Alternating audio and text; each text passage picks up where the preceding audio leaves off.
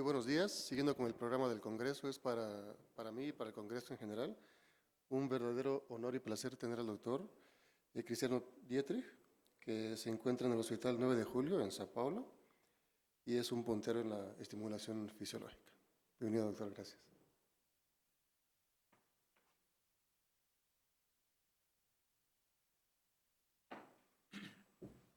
Gracias, Carlos, pela apresentação. Bom, vamos falar um pouco mais. Ayer hablamos um pouco do dia a dia do procedimento e hoje um pouco mais sobre a base teórica, os resultados de estudos e também um pouco da prática do dia a dia do procedimento.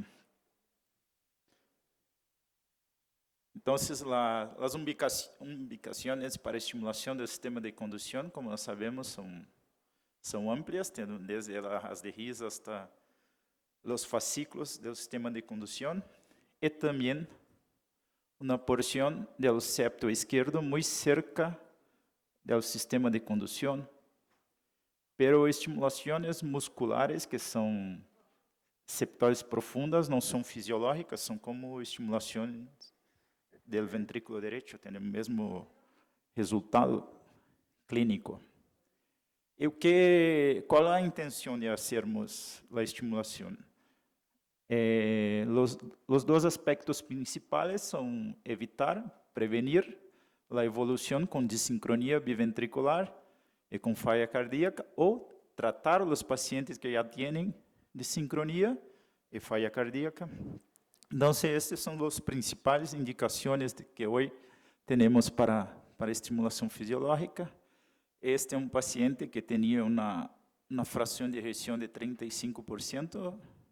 Mira que o septo tem uma contração completamente diferente da parede lateral do ventrículo esquerdo.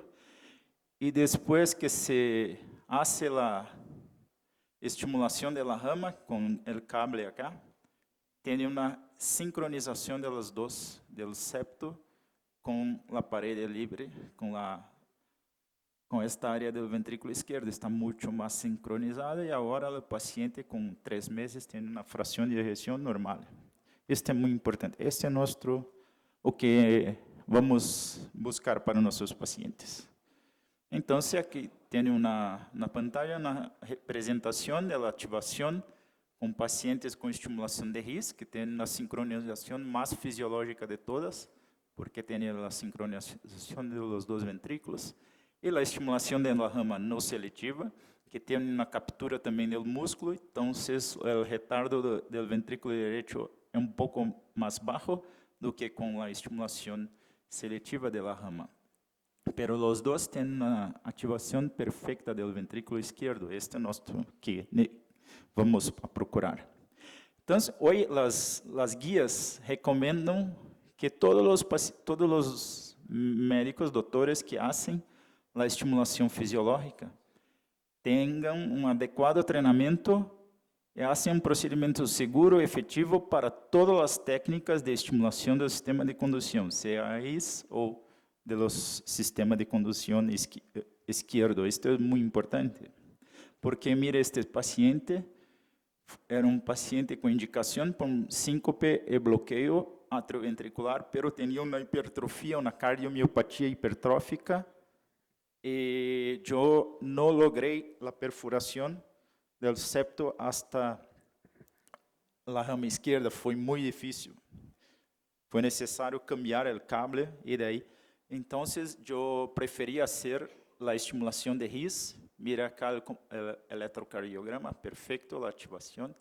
E quando se faz uma estimulação mais distal da raiz de RIS, os umbrales são mais baixos, são melhores, porque é uma área mais profunda que tem mais tecido para fazer a estimulação, pero é uma ubicação muito pequena para se lograr. É mais difícil, pero neste caso foi exitoso. O que a estimulação da raiz de RIS, então, aqui tem um exemplo de que é muito completamente idêntico à estimulação da raiz com o latido intrínseco do paciente. Esta é uma captura do sistema de condução dita como seletiva.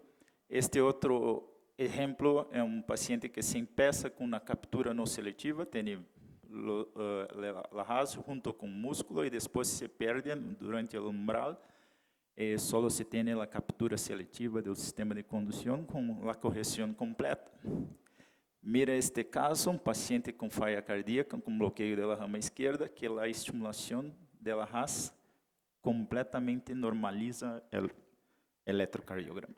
Então, esta é a estimulação da RAS, é a estimulação mais fisiológica que temos, sim.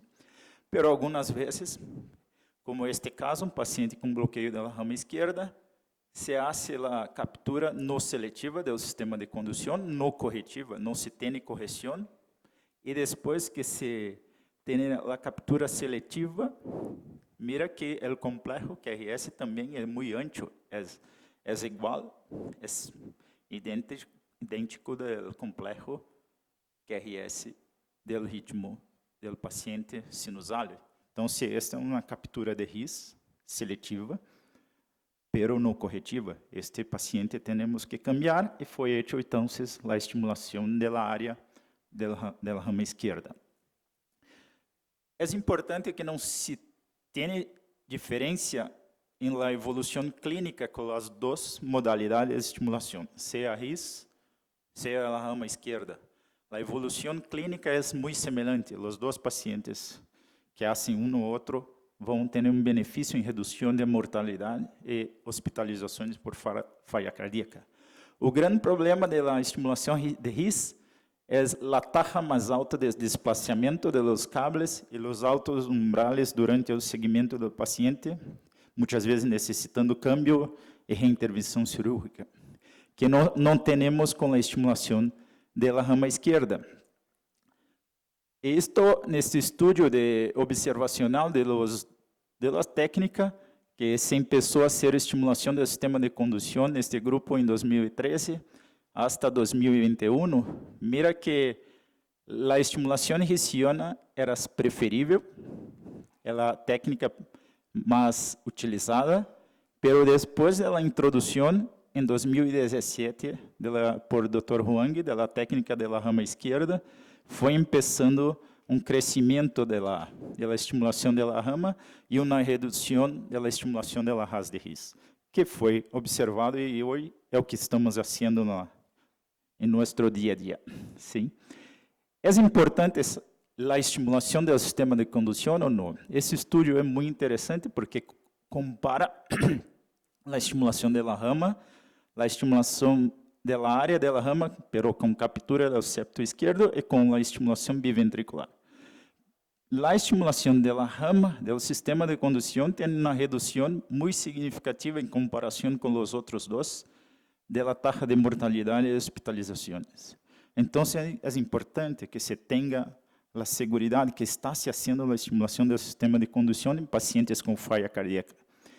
Pero, quais os critérios que vamos utilizar em la cirurgia para ter a ideia? Um dos critérios para a diferenciação.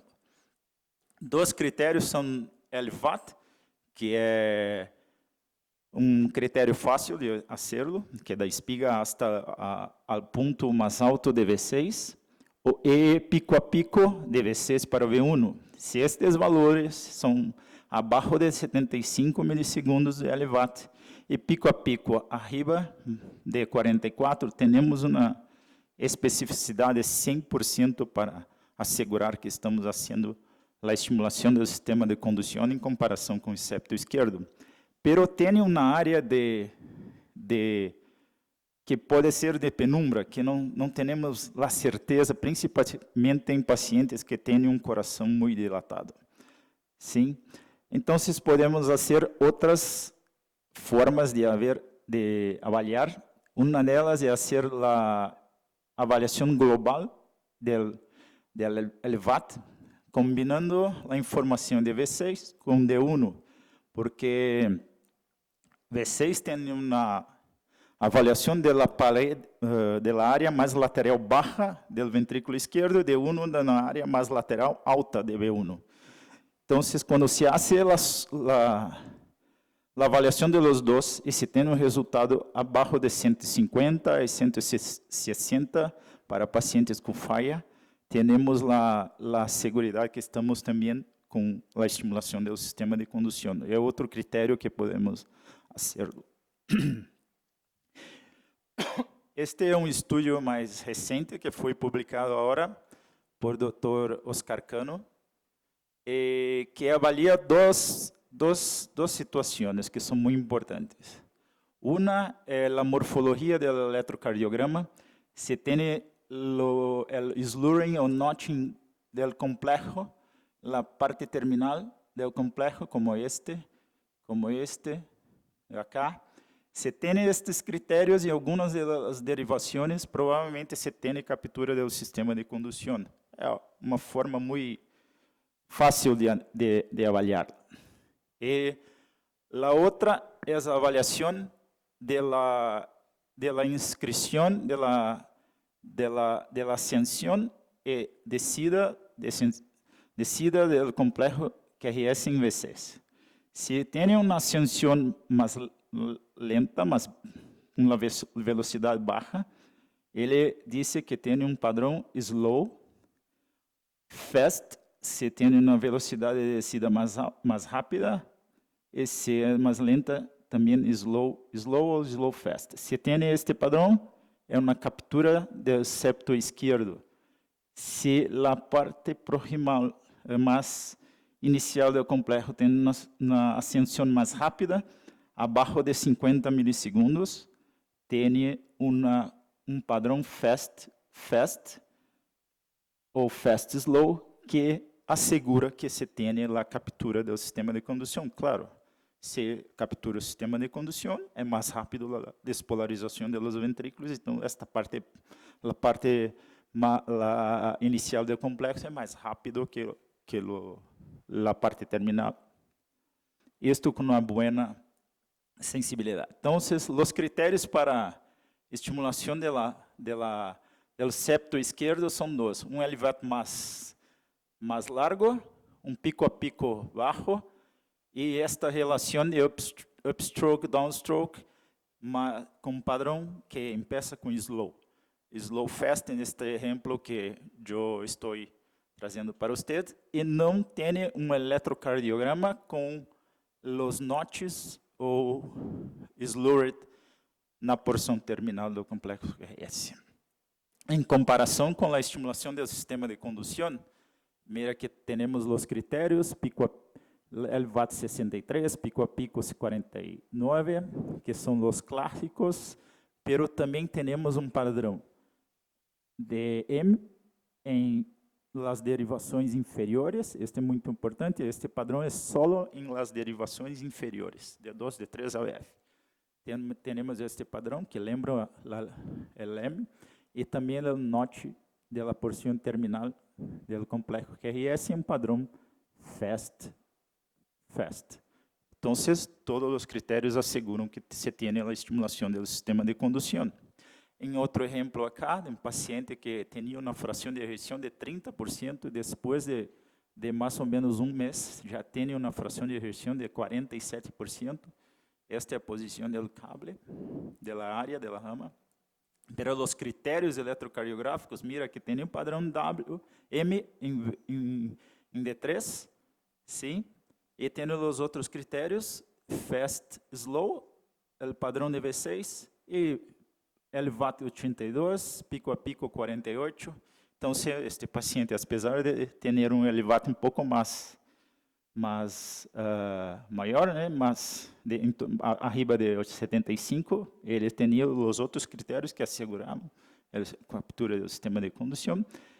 E as indicações da guia europeia mais recente agora, temos que assegurar para pacientes com bloqueio auriculoventriculares que vão ter uma alta taxa de estimulação, um burden de estimulação ventricular muito alto, arriba de 20%, e uma fração de ejeção, são os dois critérios que vão nos ajudar para escolher qual é o melhor para ser por os pacientes. E aqui está, então, pacientes com bloqueios que têm uma baixa taxa de estimulação, podem fazer marcapasso com a estimulação do ventrículo direito, principalmente com a ativação de las formas de reduzir a estimulação, sim.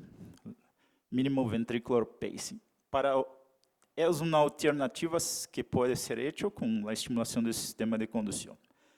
Para pacientes com a estimulação mais alta, arriba de 20%, com fração de ejeção preservada, seja sistema de condução ou ventrículo direito, é uma escolha possível, vai depender de nós outros. Para mim, melhor ser o sistema de condução. Sim. Não, e para os pacientes com uma fração de ejeção intermediária, vamos fazer uma estimulação biventricular, ou uma estimulação do sistema de condução, também vamos avaliar cada paciente. Pero pacientes com já uma fração de ejeção muito reduzida, a estimulação do ventrículo direito é danosa, é contraindicada. Isso é muito importante. Os estudos, eu vou apresentar só os mais recentes, mas atuais, sim. Esse é um estudo que avaliou pacientes com indicação por bloqueio auriculoventricular com uma previsão de estimulação arriba de 80% durante o segmento. Foram randomizados por os dois grupos, implante de sistema de condução ou a estimulação ventricular direita. Durante a evolução, os pacientes tinham muito melhor resultado com uma preservação da fração de ejeção e dos diâmetros diastólicos dos ventrículos com estimulação hessiana e uma redução significativa das hospitalizações em pacientes que foram hice a estimulação do sistema de condução em comparação com os pacientes que foi feita a estimulação do ventrículo direito. Outro estudo que é esse estudo PRAG, CSP Trial, foi uma randomização também de pacientes com bloqueio auriculoventricular e fração de ejeção preservada com alta taxa de estimulação para os dois. Sim, este estudo demonstrou que se tinha um ganho em preservar a fração de ejeção dos ventrículos direito e esquerdo em comparação com os pacientes com estimulação do ventrículo direito, sim, e também uma redução da mortalidade, pero não significativa neste estudo, porém já nos cambiando a ideia que é possível fazer esta técnica de estimulação. E outro estudo que faz a mesma comparação em pacientes que tinham uma fração de ejeção preservada, mira que o BNP foi reduzido significativamente em pacientes que foram feitos a estimulação do sistema de condução. A fração de ejeção também foi melhor preservada nesses pacientes e foi demonstrado que se reduz a taxa de hospitalização e mortalidade nesses pacientes com indicação de marca-passo. Para pacientes com fração de ejeção reduzida, nós podemos fazer os dois para aqueles que têm uma cardiomiopatia induzida pela estimulação. Para não respondedores à estimulação biventricular, podemos fazer um upgrade para CSP, e para pacientes com bloqueio da rama esquerda, as duas técnicas são possíveis, mas estudiada com mais resultado da estimulação biventricular, pero a estimulação do sistema de condução também é possível.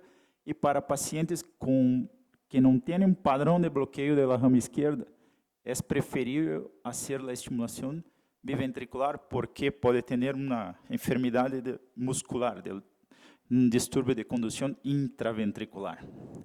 Os estudos mais importantes e mais recentes são o CONSIST-CRT Trial, que foi uma randomização também para CSP ou biventricular. Este demonstrou uma taxa mais alta de respondedores com CSP em comparação com biventricular. Isto foi demonstrado na redução em P de não inferioridade, ou seja, na redução da taxa de hospitalizações e mortalidade para esses pacientes submetidos à estimulação fisiológica. Outro dado importante que eu penso é se a estimulação da rama ou dos fascículos impacta o resultado dos pacientes. Em todos os três, é importante que se tenha uma redução da duração do complexo, de uma forma muito significativa. E também há uma melhora na fração de ejeção e também uma redução de los diâmetros do ventrículo esquerdo. Pero a estimulação de la rama esquerda é a que tem resultado melhor do que a estimulação de los fascículos. Isto é algo importante quando hacemos o procedimento. E para os pacientes que não logramos o fascículo, pero temos os critérios para estimulação do ventrículo esquerdo, do septo do ventrículo esquerdo, o que vamos fazer? Deixamos aí, já tentamos 2, 3 vezes, sempre o mesmo critério. Podemos fazer a técnica de estimulação da área do septo com a estimulação do ventrículo esquerdo. Os dois combinados. Este estudo é interessante porque há uma redução mais significativa do complexo QRS, uma melhora na fração de ejeção com os pacientes com a técnica combinada e também incremento da parte hemodinâmica desses pacientes. E o impacto é no segmento com redução da mortalidade das hospitalizações, principalmente. Então, uma outra alternativa. Pero temos pacientes que vai ser mais difícil de fazer o procedimento e os preditores de falha da estimulação da rama esquerda são estes, pacientes que não têm padrão de bloqueio da rama esquerda, clássico, são pacientes que têm uma taxa mais alta de não responder, de falha com a estimulação do sistema de condução, e também pacientes que têm ventrículos esquerdos muito dilatados. Mira cá que vai incrementando o risco de não respondedores em todos os pacientes. E também o outro, que são os pacientes que têm uma carga de fibrose no septo muito alta, mais ou menos como este exemplo. Estes são os critérios que provavelmente os pacientes não vão responder, terem resposta só com a estimulação. E para estes pacientes podemos fazer a técnica combinada de estimulação do sistema de condução com a estimulação do ventrículo esquerdo. Pode ser feito com a ras de ris e o ventrículo esquerdo, ou a rama esquerda com o ventrículo esquerdo, ou como disse, a área do septo esquerdo com ventrículo esquerdo, perdão. A ideia é ter a preservação da sincronia de los dos. Nestes pacientes, mira que este estudo também foi feito uma randomização, teve aumento considerável da fração de ejeção em comparação com os pacientes biventriculares, pero nesse estudo não foi avaliado, não foi demonstrado redução da taxa de mortalidade, foi semelhante e hospitalização nos dois grupos, pero foi significativa a taxa de respondedores com esta técnica combinada. Em outro estudo recente, o CISPOT, que demonstra que a estimulação LOTCERT, que é a rama esquerda com ventrículo esquerdo, tem melhor dados hemodinâmicos, de hemodinâmica, redução do complexo e melhora da fração de ejeção com uma maior taxa de respondedores em pacientes que são submetidos à técnica combinada LOTCERT. Então, para as indicações, resumo, como sumário, como eu tenho feito, mais ou menos a fração de ejeção, assim, para paciente com primeiro procedimento que tem uma taxa de fibrose muito alta, provavelmente uma técnica combinada seria melhor. CSP com ventrículo esquerdo, pacientes com baixa taxa de fibrose ou só bloqueio da rama esquerda considerável, CSP é possível ser significativo para a redução da evolução clínica. Estes são todos os estudos que estão em desenvolvimento para todos os estudos randomizados para diferentes cenários clínicos. Sim, é muito importante. Este estudo PhysioSync é estudo brasileiro que já está terminado. Sim, vai ter a publicação agora em setembro, provavelmente. Outro dado importante, o que fazer com os pacientes que têm falha cardíaca, pero com a fração de ejeção preservada. Esses pacientes têm uma evolução malo también. Son pacientes que tienen muchas hospitalizaciones y una alta mortalidad. Un dado importante son los bloqueos interauriculares de la conducción pelo átrio derecho por o átrio esquerdo. Pacientes que têm critérios eletrocardiográficos e bloqueio mais avançado têm uma evolução muito pior do que pacientes que não têm critérios de bloqueio pela condução intraauricular.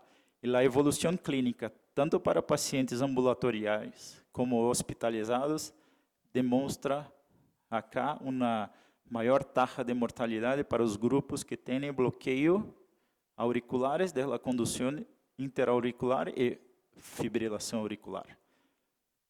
Então, se começou a ser a estimulação fisiológica também de Bachmann para ter a redução da taxa de evolução desses pacientes. Esse é exemplo de estudo que a estimulação de Bachmann reduz a taxa de fibrilação auricular, principalmente em los pacientes que têm uma alta taxa de estimulação auricular. Temos que assegurar que esses pacientes tenham a estimulação da aurícula. Sim, este é muito importante. Este, então, é exemplo da estimulação de Bachmann, neste ponto, com mapeio eletroanatômico. Mira que temos a sincronização da ativação das duas aurículas, mantendo a fisiologia da aurícula da ativação de los dois. E este é exemplo de paciente que eu hice a estimulação de Bachmann, paciente de 86 anos que estava hospitalizado por falha cardíaca, não tinha como sair da unidade de terapia intensiva, estava sob monitoreio, tinha uma enfermidade no sinusal, uma frequência algumas vezes baixa.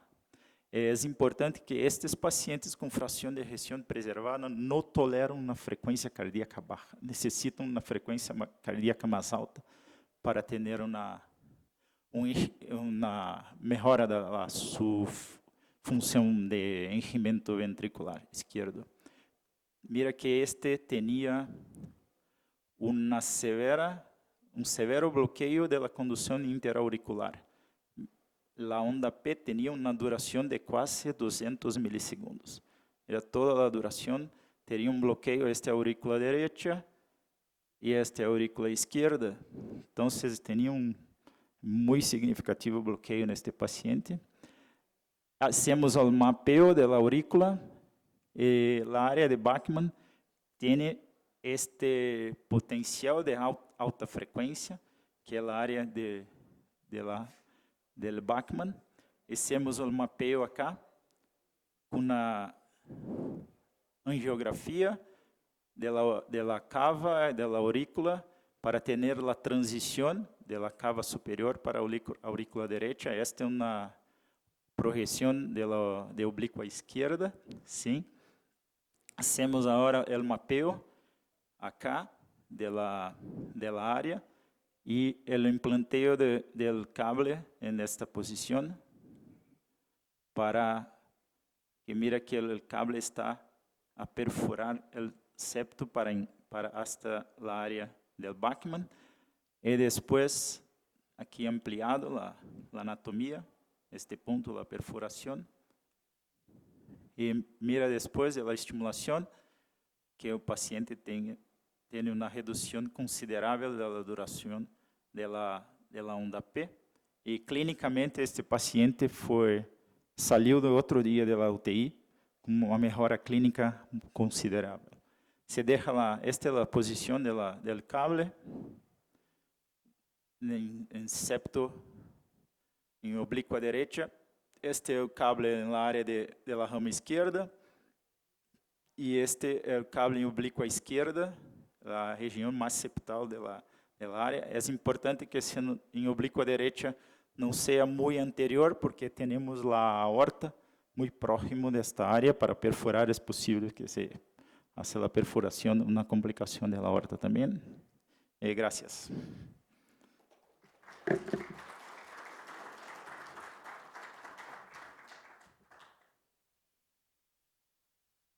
Muchas gracias, doctor, por la excelente plática. ¿Y alguna pregunta que tengamos del auditorio? Yo quisiera tener una pregunta. En pacientes con mucha miocardiopatía, sobre todo isquémicos, en el que lo ideal es poner un LOT CRT, pero además requieren desfibrilador, ¿no? Entonces no tenemos todavía generadores con 3 salidas de ventriculares. ¿Cómo afronta estos pacientes? O problema é que pode, além, tem também o cable auricular, né? São 4, né? Aurícula, DAI, CSP e ventrículo esquerdo. Para pacientes que são muito enfermos, com cardiopatia, eu tenho preferido fazer a estimulação biventricular clássica.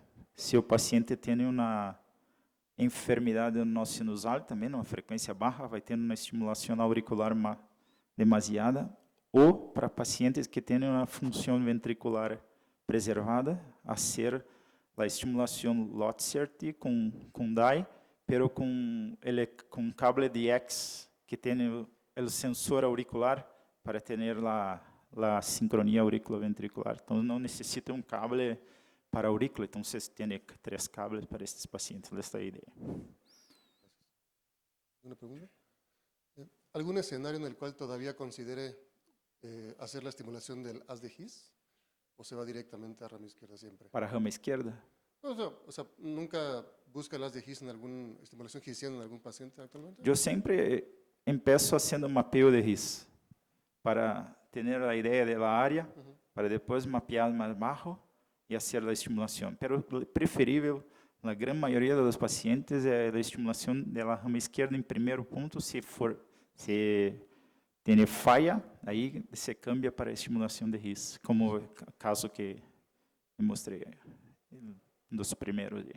Pero sempre empiezo com a RAS, porque tem umbrales melhores, mais estabilidade do cable, mais baixa taxa de necessidade de reintervenções. Então, esta é a minha ideia, e a taxa de sucesso também, né, de êxito é mais alta que... ¿Alguna experiencia con pacientes con cardiopatía hipertrófica, sobre todo septal? Sim, também. Alguns, pero é mais difícil perfurar com cardiomiopatia hipertrófica, como este caso que hice a estimulação de His, foi muito difícil. Depois de 4 ou 5, se danou o cable, tive que cambiá-lo e aí me fui para a His, para a RAS de His. É um pouco mais difícil a perfuração, por isso eu penso que o cable com estilete dá muito mais suporte para perfurar. Y justamente en eso, ¿alguna preferencia sobre electrodos con estilete o sin estilete para la estimulación de His? Digo, de rama izquierda.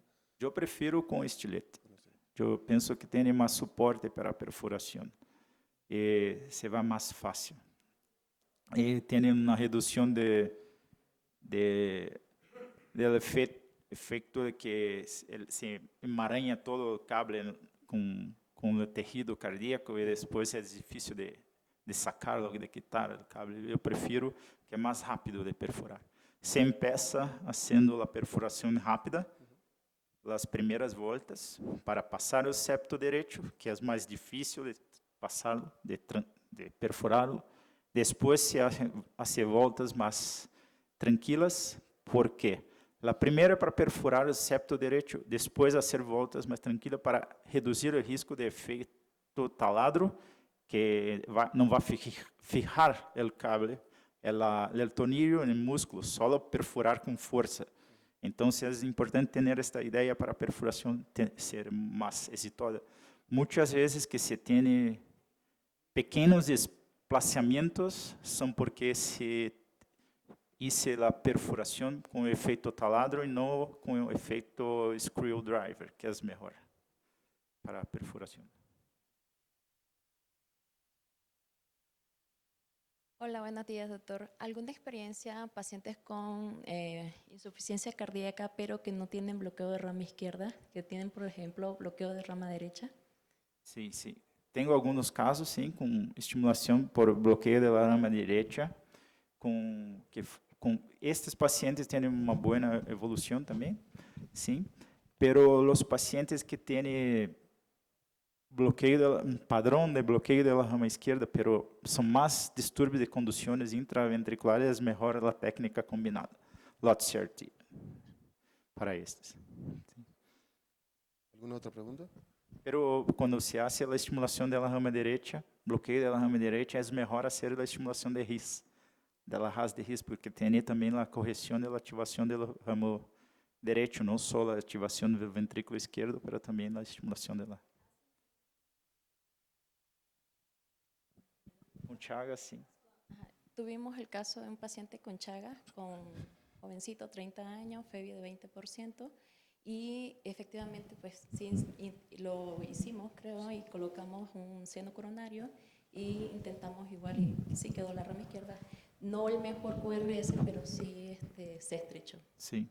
O problema de Chagas es que el bloqueo de ramo derecho mascara el distúrbio de conducción del ventrículo izquierdo. Tiene los dos.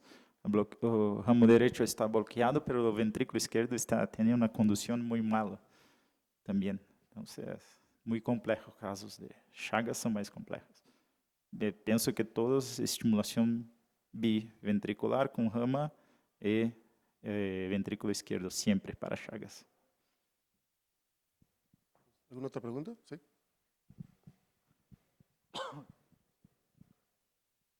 Gracias. Cambiando un poquito nada más desde el punto de vista económico, estamos ahora sí que en México, el uso de un resincronizador, en este caso con la estimulación de la rama izquierda, económicamente, ¿cómo lo ven ustedes? La gran vantagem da estimulação do sistema de condução é que se baja custo, porque, por exemplo, tenho pacientes com falha cardíaca, com bloqueio da rama esquerda, que foi hecho só um marcapasso, sem o generador de ressincronização. Então, é o contrário. Sim. Eu penso que é mais econômico a estimulação do sistema de condução do que a estimulação biventricular. Em alguns casos é suficiente hacerlo, solo o sistema de condução e se baja custo. Hoje temos generadores, Biotronic tem generadores dedicados para a programação do sistema de condução. Tem um generador Ambia Sky que tem pontos de programação solo para o sistema de condução, que é muito interessante. Poucos itens ainda, provavelmente vai se desenvolver muitas coisas para estándar de cables que estão em desenvolvimento, que são cables melhores, sem a hélice está fija fora, então não tem risco de retração do tornillo, os cables são melhores e os generadores vão também cambiar para algo mais importante para isso.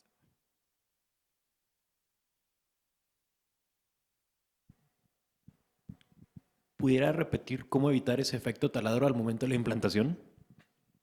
O efeito taladro é quando se hace voltas de rotações muito rápidas e só se está perfurando, pero sem se agarrar o tornillo no músculo.